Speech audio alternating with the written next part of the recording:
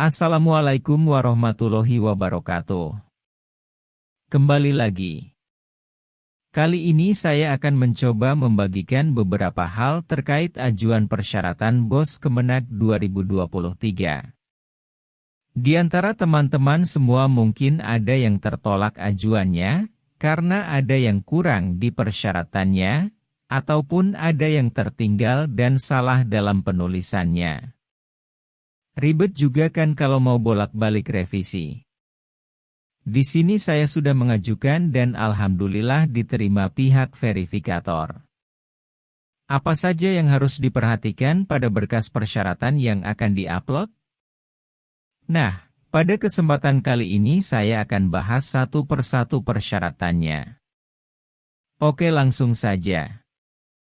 Yang pertama, PKS atau Perjanjian Kerjasama. Yang perlu diperhatikan dalam PKS ini, yaitu dalam hal penomoran perjanjian. PKS ini dikeluarkannya pada bulan 1 atau Januari 2023, jadi untuk penomoran PKS madrasah, bulannya juga harus bulan 1 atau Januari, jangan di bulan 2, pas download PKS-nya. Kalau nulis nomornya pakai bulan 2, kemungkinan besar akan ditolak. Ini contoh nomor PKS di madrasah saya yang sudah diterima. Jadi untuk bulannya ditulis 1. Tinggal disesuaikan saja dengan penomoran di madrasah masing-masing, yang penting di bagian bulannya ditulis bulan 1. Masih di PKS, selain penomoran, yaitu penempelan materai pada PKS, materai yang ditempel ada 2. Otomatis PKS juga harus dicetak 2. Kalau enggak, di bagian akhir saja atau halaman 6 yang dicetak 2, yaitu di bagian tanda tangan. Yang halaman 1-5 tinggal dikopas saja.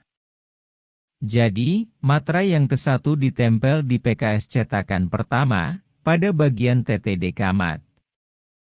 Kalau sudah ditempel, ditanda tangani dan dicap basah. Di pejabat pembuat komitmen, yang ada nama Moh Isom biarkan saja kosong.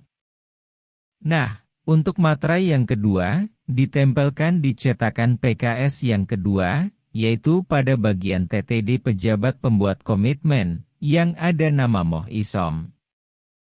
Di bagian Camat juga harus di TTD dan cap basah, jangan sampai gak di TTD dan cap basah. Tanpa materai kalau untuk PKS cetakan kedua ini di bagian Camatnya. Cukup di TTD Camat dan dicap basah. Jangan lupa juga, untuk semua lembar PKS harus diberi paraf kepala madrasah, basing mau di bagian samping atau bawah, yang penting di semua lembar PKS, dari halaman pertama sampai akhir dikasih paraf Camat. Kalau sudah semua, tinggal di-scan dan dirubah jadi PDF, karena di PKS ini banyak lembarnya, biasanya, file PDF-nya juga besar ukurannya, sedangkan di portal BOS maksimal 2 MB untuk format PDF-nya. Tidak usah bingung, tinggal kompres online saja di Google, cari kompres PDF, mudah. Oke, lanjut.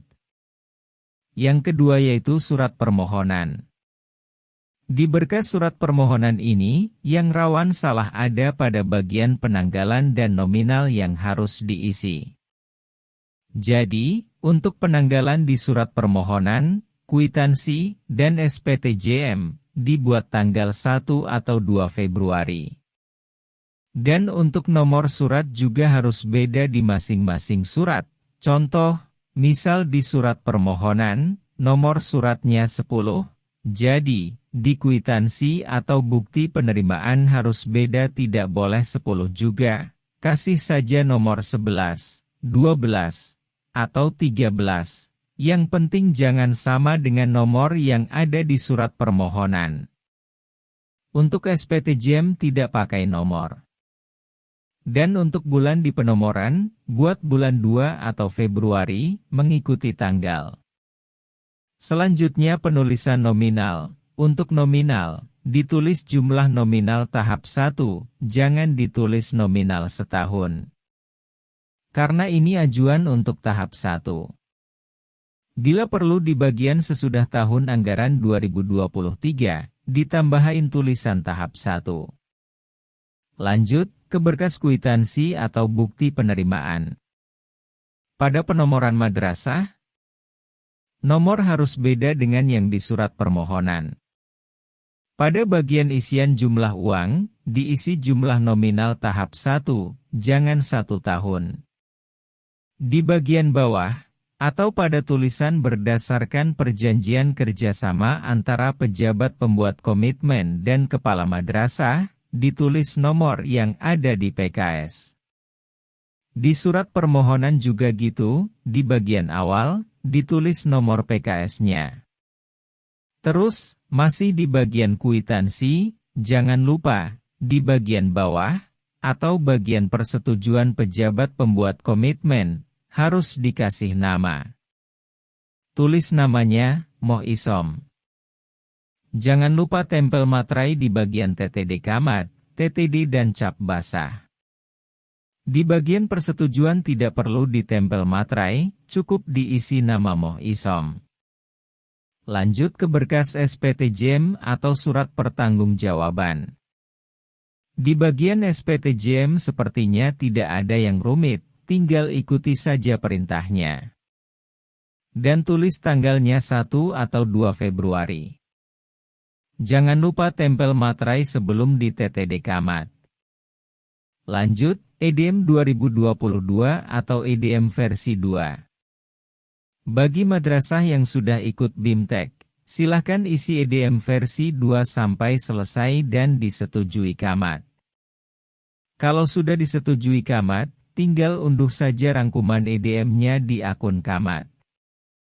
Pastikan berkas hasil unduhan EDM-nya ada watermark-nya atau ada tulisan disetujui.